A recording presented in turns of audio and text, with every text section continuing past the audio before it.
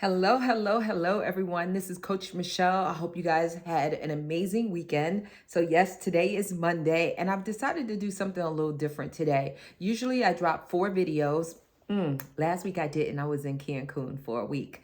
So, I decided to take a little break because I do my videos live, meaning I don't do them in advance. I don't edit. I don't do all those things. I'm thinking about starting to edit and step my game up a little, but let me know what y'all think about that. So, for those of you that are here for the first time, welcome, welcome, welcome. Those of you that are coming on back for some more nuggets, I appreciate each and every one of you. Make sure you click the bell, subscribe, turn on the notifications if you want to get these gems that I drop every single week. So, I decided to do something a little different today. I'm going to do one video, but I'm going to share 4 nuggets, tips, strategies, if you will, that you can enhance and do your due diligence and make it work for your agency if you think it's a good fit. So that's what I've decided to do today. Since I go straight from my head, I decided to jot them down. Today is the first time I'm actually jotting down a few things because I've been in vacation mode for quite some time, so I don't want to forget anything. So if you see me looking down, it's because I have my notes. Most likely I won't need them because it's straight from the head. So today's video is about caregivers. How do you get caregivers? So many of you are saying, I don't have any caregivers. There aren't any caregivers. Nobody want to work. Guys, that's not true. It's not true. We have to be very mindful of what we put out because that's what we get back. So is there a shortage? Some of you may say yes. Is it more of a challenge? Some of you may say yes. And I'm not going to say no to any of those, right? Because everyone's experience is different. So I just want to share with you guys 4 things on what you can do to help increase bringing in those qualified caregivers, right? So since I mentioned qualified, I'm going to start there. The very first one is most of you, and many times you will hear me say hire CNAs. However, in this time that you're calling challenging, I would say hire according to what your state requires. If your state does not require you, mandate you to hire certified nurse aides, then don't.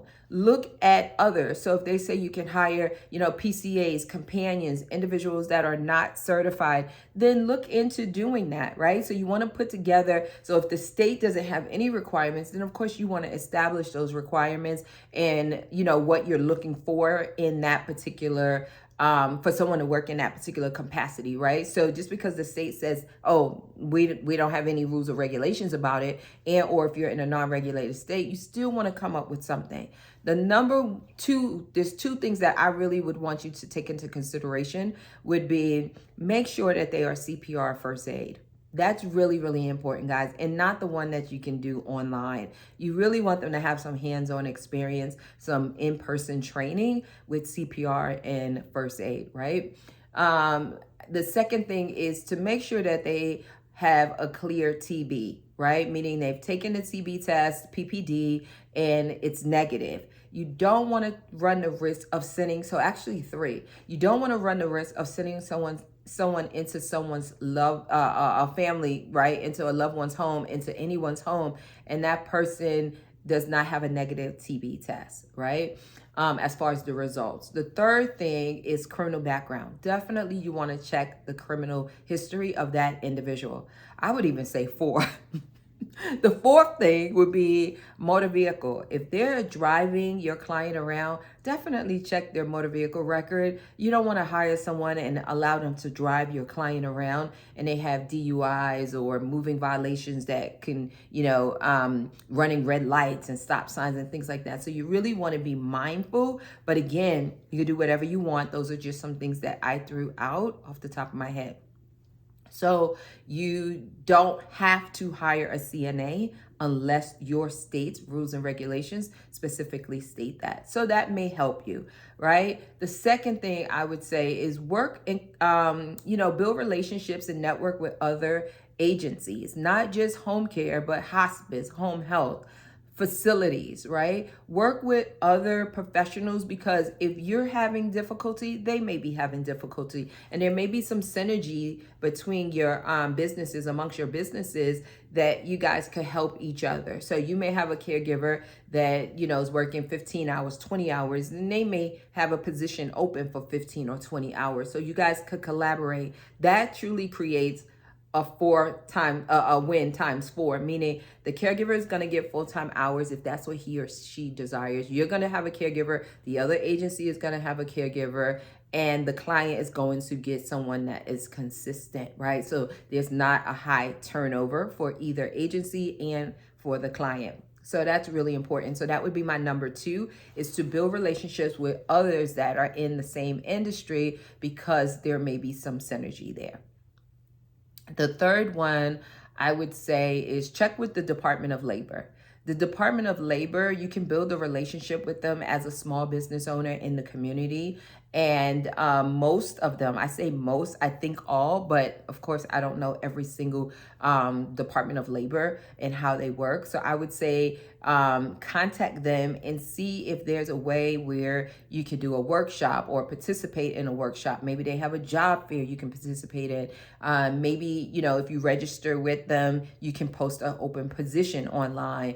Maybe they can send out your open position, into their database. So there's so many different ways to set yourself up for success when you are working with the local Department of Labor. And any other local municipality that may have something going on where they have an initiative to get their community back to work, right? So I would say that would be the third.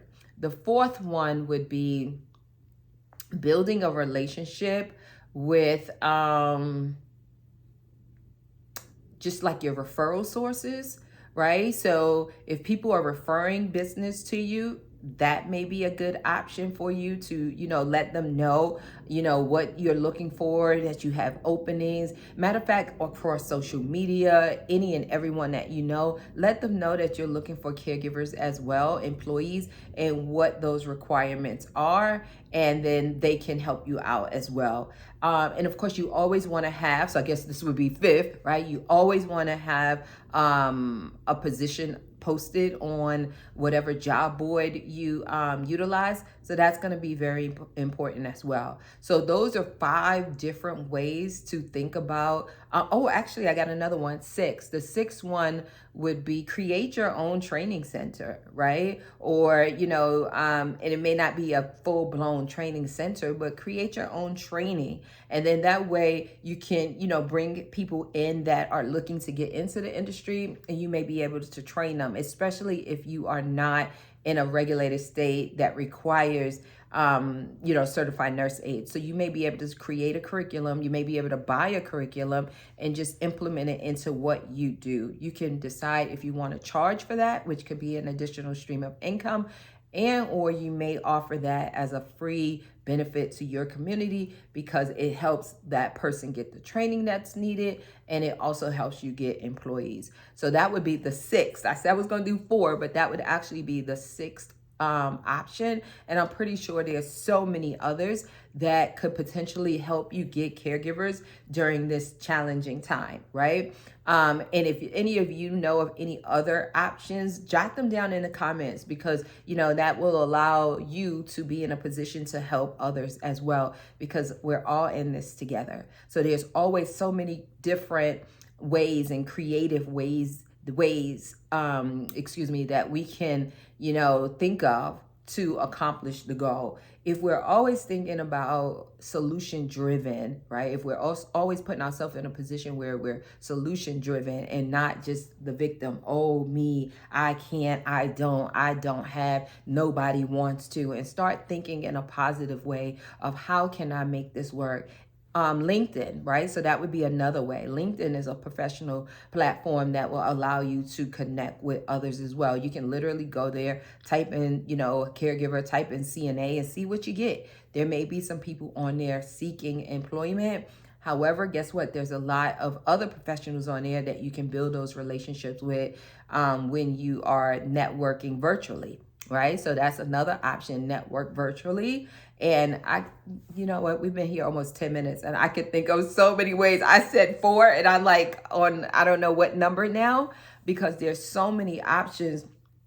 And look, and I didn't even need my notes. Let me see if I have anything that I did not. Oh, yes, I have one on here that I did not mention, is to look at other industries, right? Because there's so many people that are displaced because their industry may be dying. Retail, for an example, a lot of large box stores have closed and are closing.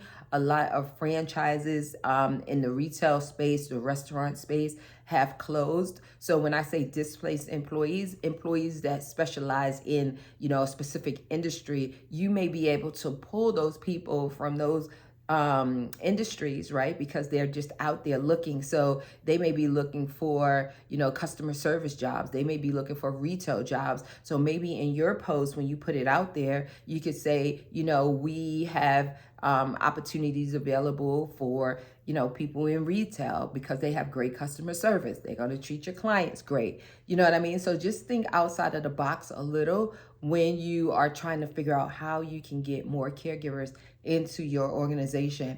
You know, you can check with senior centers, right? So there may be some seniors that have a lot of experience and retired, and they may want to, you know, senior helping a senior, right? So that may be another option. What are we on, number 10? I don't know. So there's so many different avenues that we can venture down and up, versus just saying we're not accepting new clients because we don't have caregivers. It's no such thing, guys. The caregivers are the meat of your business. So you should always be interviewing. You should always be hiring. You should always be finding creative ways to increase your employees, right? The number of employees you have. So you're always in a position where you can bring in new clients. So guys, that's a lot of tips. So if you want to jot those down in here, if you want to add some more, that would be great, because I know there's tons and tons and tons of additional options that I did not mention, because more are literally coming in my head right now. But I'm going to stop there because I did say I would do short videos. So I want to stay to that. True to that, because I want you guys to be able to get the information and jot it down, absorb it, and implement and execute. Okay. So before I go, let me do my little commercial, guys. 2023 conference, Home Care Empowerment Conference.